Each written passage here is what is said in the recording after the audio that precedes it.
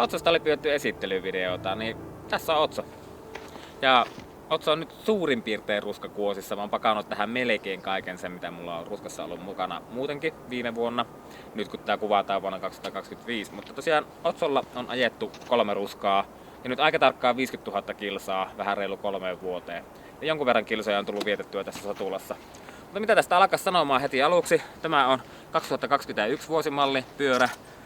Ja merkkinä Otso, malli Vahilla C, kuiturungolla. Ja sitten tähän on teetetty itse kiekot Saksassa. Saksalaista kuitua ei ole hiilikuitua tuolta Kiinasta. Siinä on eessä dynamonapa, siellä on Sonyn dynamonapa tuolla. Ja takana on sitten niin White Industriesin titaaninapa. Ja 1x11 voimasiirto, edessä 3.8 ovaalirataas ja takana 11.40 pakka. Ja ohjaamossa on totta kai munkkitikut. Nyt ensimmäistä kertaa oli tässä ruskassa, koska halusin kokeilla semmoista, että niin auttaisiko nämä munkkitikut käsien puutumiseen. On vähän sanoa vielä, ehkä ne auttoi, ehkä ei, mutta tuskin ne ainakaan haittasi. Ja munkkitikkuihin ei nytten saa kovin paljon munkkeja laitettua, kun täällä on vaikka mitä täällä tiellä. Täällä on muun muassa toi dynamovalo, KLT Gravel V2 Ultra ja sitten varavalona Lumoniten Compass R. Ja tämä on siitä hyvä, että sen saa sitten tosiaan kiinni myös tänne kypärään. Täällä on semmonen pieni väli, missä tämä kiinnike yltää sitten ympäri myös. Eli se helpottaa paljon. Ja ohjaustankona on joku perus Proon 44 senttinen tanko tässä. Ja se on 44 senttiä, on 2 senttiä leveämpi kuin mitä mulla aikaisemmin oli, että mulla mahtuu sitten munkkitikkujen ja näiden pussien kanssa myös ottamaan kiinni tuosta näiden muiden otteiden lisäksi. Sohova-osasto on täällä sitten VTB Voltti titaanikiskoilla ja satulatoloppana Syntosen P6 Carboni. Renkaasta on kans kysytty monesti, eli täällä on Schwalben Thunderbirdit 2.1. Nämä on näillä 30 millisillä vanteilla aika lailla se 53-54 milliä leveät. Eteen mahtuisi vielä leveämpääkin, taakse ei enää mahdu kovin paljon leveämpää, mutta nämä on ollut mulla luottorenkaat. Otsossa ei koskaan muita ollutkaan.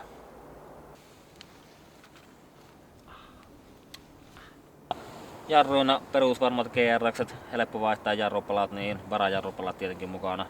Ja sitten tuossa on tämmöiset jotkut reikäjuustot, eli maailman melkeinpä keveimmät jarrulevyt Ashima AI2. Takavalo löytyy myös tuosta, se on Moonin Cerberus USB ladattava. Pitää ladata ehkä 2-3 kertaa ruskan aikana. Vähän riippuu siitä kuinka paljon ajaa yöllä.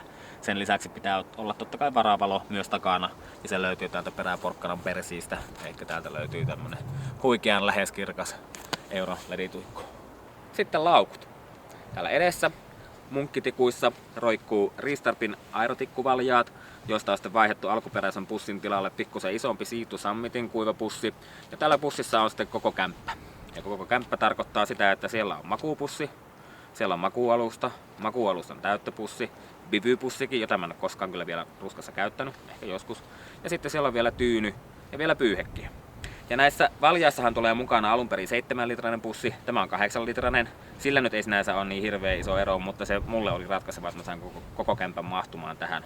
Mutta tosiaan se kuivapussin voisi vaihtaa vieläkin isompaan, eli se mikä tässä rajoittaa sitä kuivapussin kokoa on tämän strapin pituus, mikä tulee täältä etukäyttä.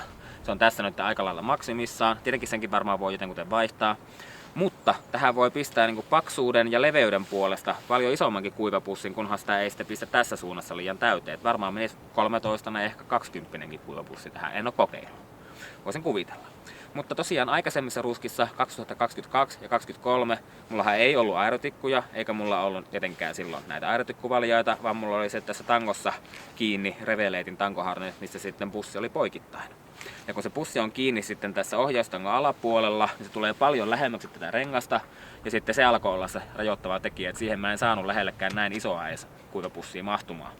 Se alkoi myös ottaa sitten kiinni tähän tankoon sivusuunnassakin. Sitten mulla on vielä tässä munkkitikkujen päällä toki kepsi. Ja kepsinä on ollut Garminin GPS Map 66 SR, mikä on ehkä nyt tälleen netisti sanottuna vähiten huono laite, mitä mä oon onnistunut löytämään. En ole vielä löytänyt niin kuin oikeasti hyvää kepsiä. Ehkä joskus. Otan vastaan suosituksia. Mutta mennään sitten tonne alaspäin. Ja nyt 2024 ruskassa me halusin kokeilla, että pystyisinkö mä pakkaamaan pyörän niin, että mä en tarvi näitä laukkuja. Näissä laukuissa oli se pikku ongelma, että kun nämä kiinnikkeet on tällä korkeudella, niin kuin ne melkein kaikissa pyörissä on, niin ne laukut tulee vähän turhan korkealle, jos niihin pistää vähänkään enemmän tavaraa, jolloin sitten se laukku saattaa ottaa kiinni polviin, kun polkee putkelta. Mä ostin jo valmiiksi semmoset siirtokiskot, millä mä saan siirrettyä niitä yhden pykälän alemmaksi ja testasin sitä ja se auttaa aivan valtavasti. Mutta nyt on totta kai vielä parempi, kun niitä laukkuja ei ole ollenkaan. Ja se on paljon helpompi. Sitten kun nostaa ylöspäin, täältä löytyy 2 kappaletta pönttöpusseja, feedbackeja, miksi näitä haluaakaan sanoa. Tänne voi pistää sapuskaa, voi pistää vaikka pullon jos haluaa. Ja mulla on joskus ollut siellä myös puhelin, sillä tavalla, että sen saa helposti siitä kuvattaessa, kun kuvaa noita YouTube-videoita. Sitten löytyy pikku top-tubepäki, customina teetetty Bulgariasta, löytyy Etsyn kautta hyvä tyyppi, joka teki tämmösiä. Tässä on ensinnäkin läpiviennit kaapeleille molemmissa päässä sekä täällä että täällä, jolloin sitten tuolta napadynamolta tuleva virta tulee sitten piuhoja pitkin tänne sisään ja täällä sisällä on USB-laturi. Eli mä pystyn sieltä lataamaan ja siellä lataamaan vaikka kännykkää tai siitä vetämään piuhalla tuohon kepsiin, jos haluan, tai voi siellä ladata myös niin virtapankkia. Sen lisäksi sinne mahtuu vaikka avaimet tai jotain muuta pientä, siellä on semmoinen avainnauha. Ja sitten sinne mahtuu huulirasva, mikä on ihan saakelin tärkeä pitkää matkaa ajaessa. Ja sinne mahtuu myös syötävää. Sitten runkolaukku. Ja niin kuin näkyy, niin runkolaukku on jo vähän kärsinyt, mutta on se 3 vuotta vanhakin ja sillä on ajettu 3 ruskaa ja aika monta muutakin seikkailua. Tää on tosiaan mun kaverin customina tekemä ja Otsolta sai tosiaan ihan piirustukset tästä rungosta ja ihan mittakaavassa olevat. Ja silloin sen sai tosiaan tehtyä täsmälleen tämän rungon muotoon. Tää on semmonen, että tässä on niinku välipohja täällä sisällä isolla tarralla, eikä tämä saa niinku yhdeksi isoksi laukuksi tai sitten siellä välipohjalla jaettua kahtia. Ja tänne sisälle mahtuu vaikka mitään. Sinne mahtuu tosiaan 2 kappaletta tämmösiä melkein litrasia juomapulloja. Nyt tää on toki kun vetoketju on hajalla, niin sitä on vähän hankala näyttää. Sinne mahtuu nämä kuorihanskat, vedenpitävät hanskat, mitkä on ollut aivan niinku elämän pelastaja ruskassa. Sen lisäksi sieltä löytyy monitoimityökalu, sieltä löytyy Leathermani ja sitten sieltä löytyy vielä niin Super Security lukko. Alakerrasta löytyy rengashuolto-osasto, eli sieltä löytyy pumppu. Sitten sieltä löytyy litkua, 120 puteli. Löytyy pari kappaletta sisureita ja rengasmuovit. Ja sitten löytyy vielä latausosasto. Eli täällä on piuhat, pistokkeet ja varavirtalähe. Kaikki mitä tauolla tarvii nopeasti saada. Sitten kun menet johonkin huoltoasemalle sisälle, niin heti saman tien kaikki kamppeet lataukselle. Eli tämän mukaan heti kun pyörä pysähtyy. Yhtenä periaatteena on ollut, että painavaa tavaraa on tässä rungon sisällä, että se ei ole kovin korkealla.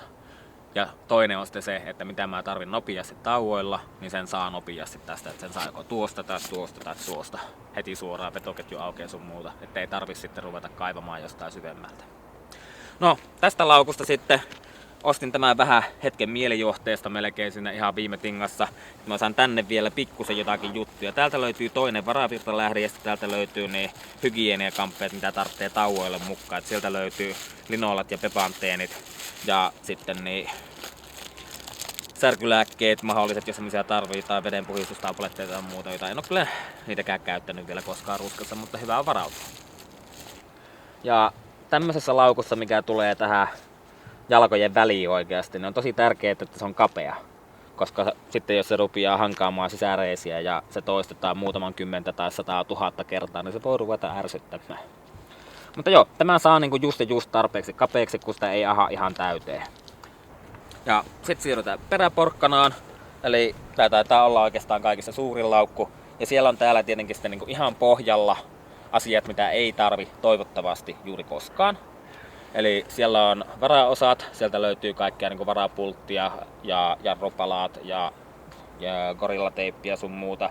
Sieltä löytyy myös ensiapulaukku ja sen lisäksi kaikki loppu on sitten oikeastaan vaatteita. Ja täällä yleensä sitten niin kuin ihan perimmäisenä on ne vaatteet, mitä saattaa tarvita joskus hyvin lyhyellä varoitusajalla. Eli sieltä löytyy paksumpi merino-aluspaita ja sitten sieltä löytyy sadekamppeet, eli sadetakki ja sadehousut. Ja yhtenä pikku detailina vielä, niin täällä runkolaukun ja rungon välissä on varapinnat ja varanippeleet. Yksi jokaista pituutta, mitä voi tarvita. Tuolla kulkee aika hyvin. Ja rungon allahan on täällä vielä mulla ollut perinteisesti hätäkokispullo, mutta hätäkokispullo ei selvinnyt ehjänä tänne asti enää. Ruskan se selvisi aivan mainiosti. Mutta tänne mahtuu tosiaan tänne rungon alle tommonen 0,71 kanadalainen virvoitusjuomapullo. Ja normaali 0,7 juomapullo ei mahu sinne. Siinäpä Otso pääpiirteittäin. Ihan kaikkiin pikkudetaileihin mä en edes halua mennä, koska mä haluan pitää joitain juttuja kuitenkin ihan omina salaisuuksinakin. Mutta tosiaan Q&A-videoita ruskasta yleisestikin on tulossa vielä tässä perässä. Ja kysymyksiä tuli niin paljon, että ne ei kaikki varmasti mahdu yhteen videoon, joten tässä ehtii vielä ihan hyvin kysyä. Voit pistää tohon alle vaikka kysymyksiä ja vaikka muutenkin kommentteja. Miltä tää vaikutti? Kiinnostaisiko vaikka hommata omaa Otso itselle? Mutta tosiaan, jos tykkäsit, tykkää ja kommentoi ja ota vaikka kanavatilaukseen tai älä ota, ihan miltä sinusta tuntuu. Mutta nähdään seuraavalla videolla. Kiitoksia. Ja Otsossahan on muuten Piltemon polkimet.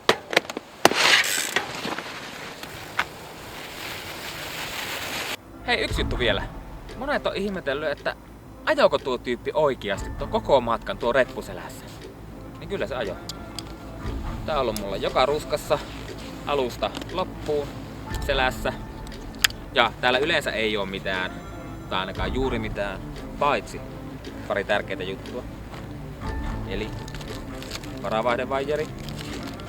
No, se nyt ei niin tärkeä.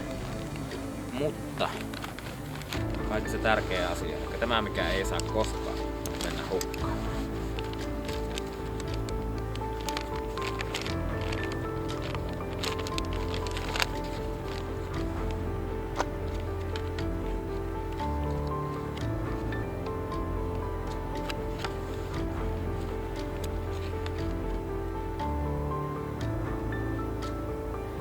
Sama homma. 23 ja 22. Ja toki tänne reppuun mahtuu ruokaa ja siellä voi kuskata vaikka yhtä saakeli rullakebappia sallasta hettaa 580, jos sillä tuntuu.